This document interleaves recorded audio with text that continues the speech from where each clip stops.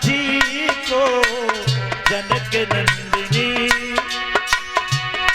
बाग में वो खड़ी की खड़ी रह गई, देख कर राम जी को जनक नंदिनी।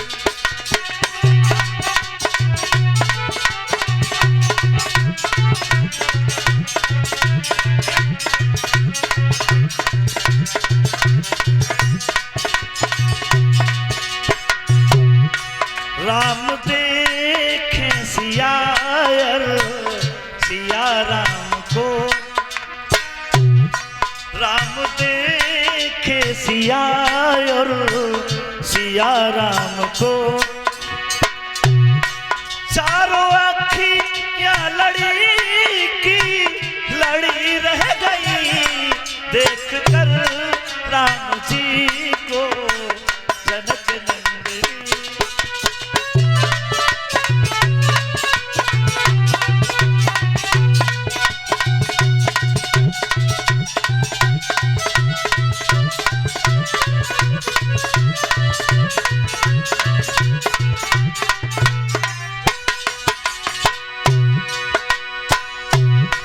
एक सखी ने कहा जानकी के लिए,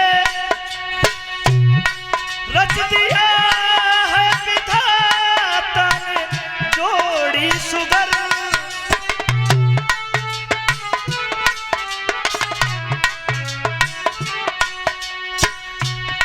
एक सखी ने कहा जानकी के लिए, रच दिया है विधाता ने जोड़ी सुगर। रच दिया है विधाता ने जोड़ी सुगर।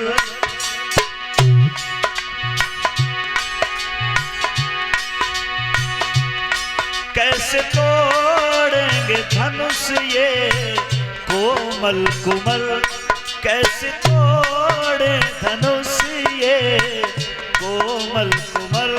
दिल में शंका बनी की बनी रह गई, देख कर राम जी को जनक नंदिनी।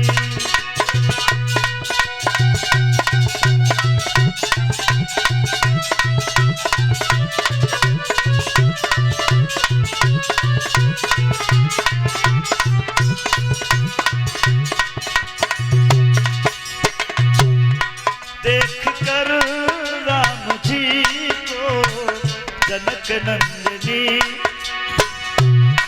बाग में वो खड़ी की खड़ी रह गई, राम देखे सिया सिया राम को। चारों अखियां लड़ी की लड़ी रह गई, देख कर राम जी को जनक नंदिनी। बहुत देर तक एक दूसरे को देखते रहे और उसके बाद में सहेलियों ने सीता से कहा कि अब कब तक देखती रहोगी, यहां से चलो। सीता को सहेलियां लेके आगे बढ़ जाती हैं।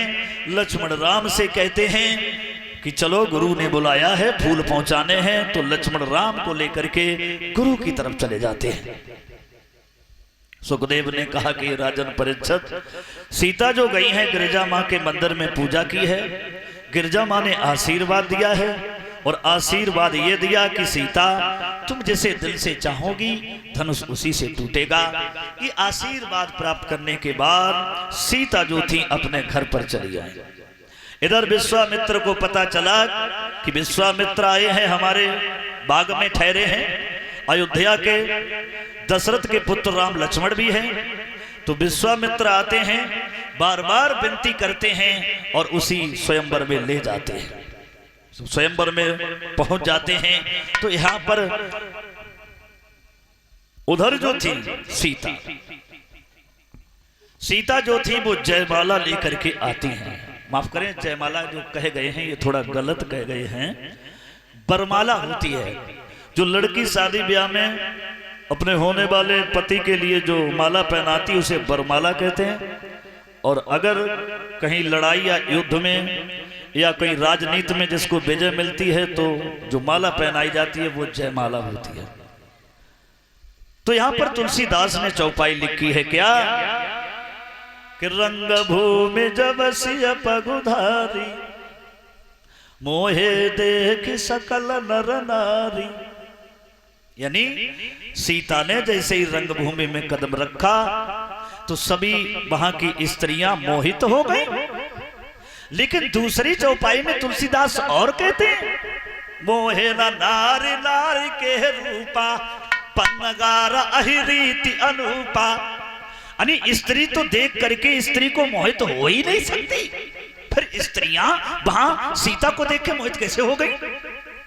और बात भी सच है परीक्षित जी, आज कल के समय में ना पहले की बात है, स्त्री जो है ना तो किसी दूसरे स्त्री को देख करके मोहित होगी और ना दूसरे की बड़ाई करेगी और ना दूसरी स्त्री की बड़ाई सुनेगी।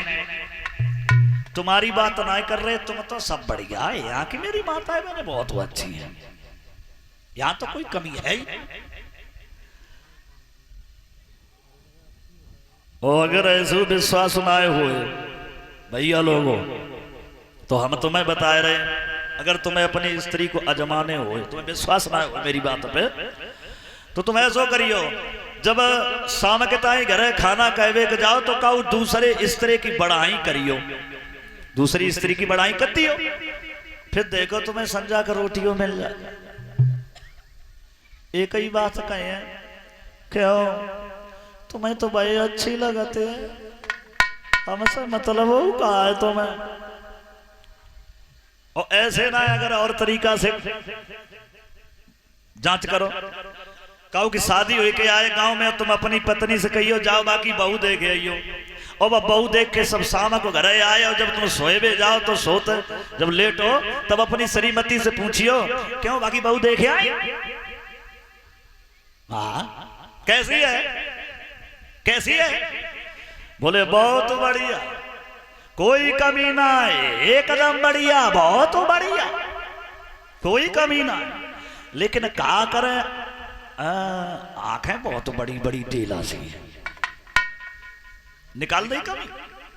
बोले और तो कोई कमी ना है, बोले और कोई कमी ना है, सब कुछ सही, गोरियो है, एकदम बढ़िया, बहुत बढ़िया, कोई कमी ना है। लेकिन क्या करे, नाक बड़ी तोता जैसी लंबी।